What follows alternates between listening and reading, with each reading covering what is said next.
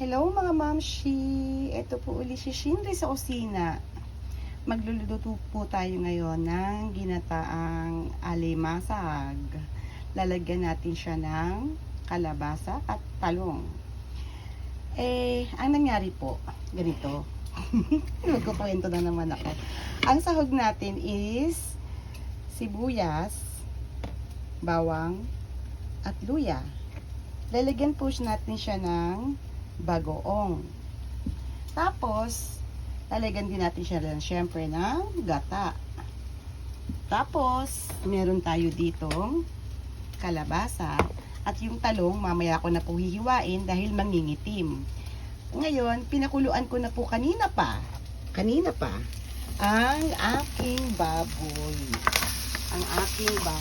Ayan, natuyuan na siya ng tubig. So, pwede na siyang lagyan ng mantika.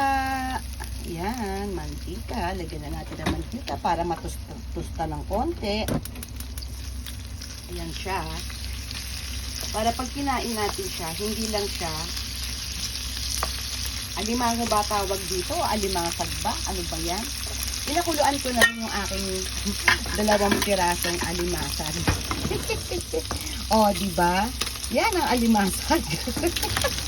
Anyway, 2 lang kami mag-asawa at ang asawa ko po ay hindi masyadong mahilig sa ganyan. So, ako lang ang kakain yan. Ang mapupunta sa kanya, itong baboy at kalabasa. Ganun pa man, lutuin na natin. Mag-umpisa na tayo. So, parang natutos pa na siya ng konti. Ayan. Ilagay na natin ang ating friendly sibuyas. Ayan. Halu-haluin. Tapos, ilagay na natin si luya at si bawang. Ayan. Ilagay na natin siyang ganyan. Halo-halo lang. Halo-haluin lang natin sila. Ayan. Para happy na sila dyan. Ang bango-bango. Ang bango-bango. Ayan. Tapos, lalagyan natin siya ng bagoong. Isang kutsarang bagoong. Yan. Tama na siguro yan. Mauubos ang aking bagoong. Ayan. Nilagyan ko na siya ng bagoong. Tapos, ilalagay ko na si karabasa. Lagyan natin si karabasa para matuloy siya, luto siya kaagad kasi matigas. Lagyan na natin ng konting tubig.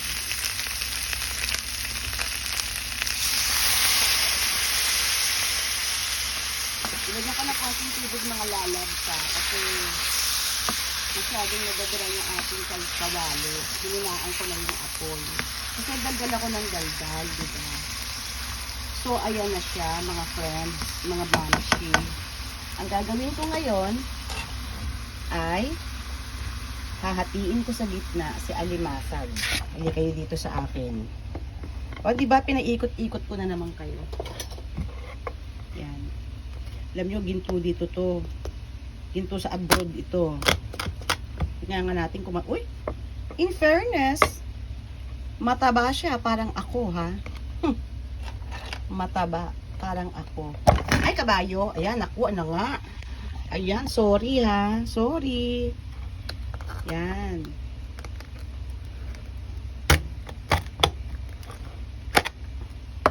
Ayan na siya. Mataba ang alimasag. Tapos, lagyan na natin ito. Ayan na sa alimasag. O, di ba 4 na piraso? O, di tigalawa kami. Di lumalabas, tig-isa kami. Ganun talaga pag dalawa lang kayo sa bahay. Tapos katulad ko, matakaw ang kasama mo sa bahay. So, ayan. Ayan ang nangyayari. Ito. Lagyan na natin siya ng gata. Ilalagay na natin si gata. Okay? Ayan. Nilagyan ko na siya ng gata. Iyaan nyo lang siyang maano dyan. Iyaan nyo lang siyang tawag din, matunaw.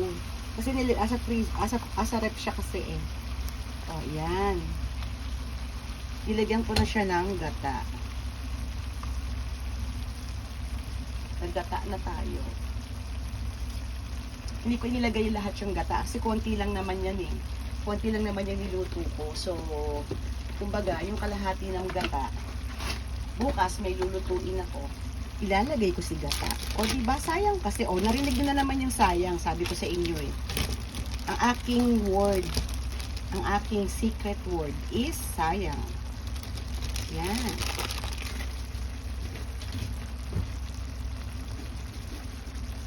Tago natin siya sa ref ulit at nang mapakinabangan.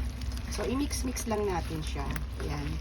Mix-mix lang natin. Nakita nyo, ayan na, oh, nagko-combine na yung gata, yung coconut milk. Ayan na siya. Diba? Mukhang yumminess. Tapos, ngayon, ang gagawin natin, takpan muna natin siya, ha? Takpan. Yan, takpan. Takpan natin siya. Balik natin uli kayo sa ating kinalalagyan na sangkalan. Sangkalan tayo uli, mga lalabs.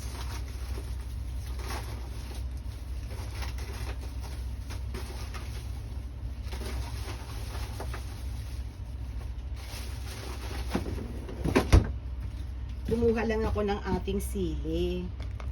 Kumuha ako ng sili kasi 'di ba mahilig ako mag-freezer ng mga gulay. So yung aking mga hinarvest last year, ayan lahat siya. Ano, nakikinabangan ko siya. Tama-tama, matatapos na uli ang meron akong i-harvest ulit. Ugasan natin si talong.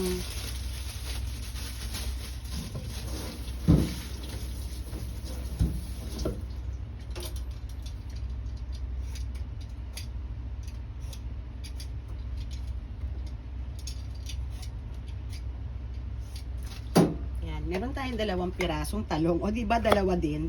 Dalawa din ang aking talong. O. Ayan. Kasi niluto ko na yung ibang talong kahapon. Nagtira lang ako para, ito nga. Alam nyo, tinatanggalan ko siya ng balat yung kapiraso lang. Kasi, ang talong dito sa Japan, ewan ko ba, bakit siya kumukulay pagka niluluto? O, diba? Ayan, equally divided.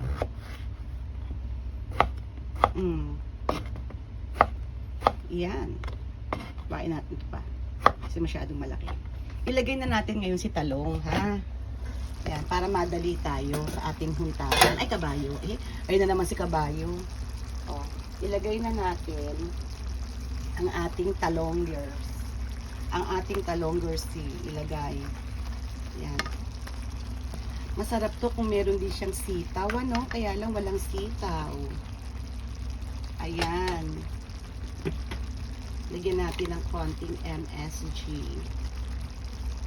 Yan lang, ganyan lang. Ayan. Mix-mix lang tayo ganyan. Mix.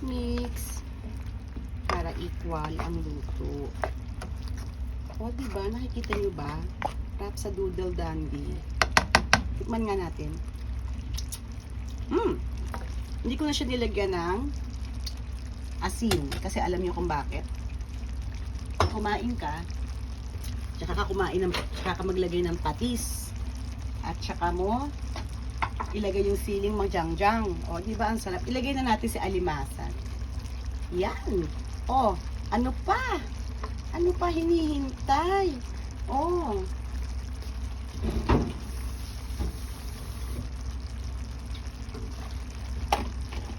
Ilagay na din natin ang mga kasilihan. O, ayan, ang sili. O, di ba? O, ayan. Ano pa? Ano pa ang hinihintay? Magluto na mga mamshi. Ang yummy-yumminess niya, promise. Ang sarap niya talaga. O, di ba? O, hindi lang para sa akin yung alimasag kasi merong baboy. Makakain din ng aking jowa bells. O, di ba? Ganun lang yun. Ang sarap.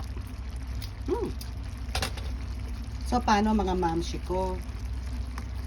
Pakukuluin ko lang siya ng isang kulo lang. Papatayin ko na yung apoy. At dyan nagwawakas ang ating ginataang alimasag. Bye! See you again. Thank you for watching. Bye!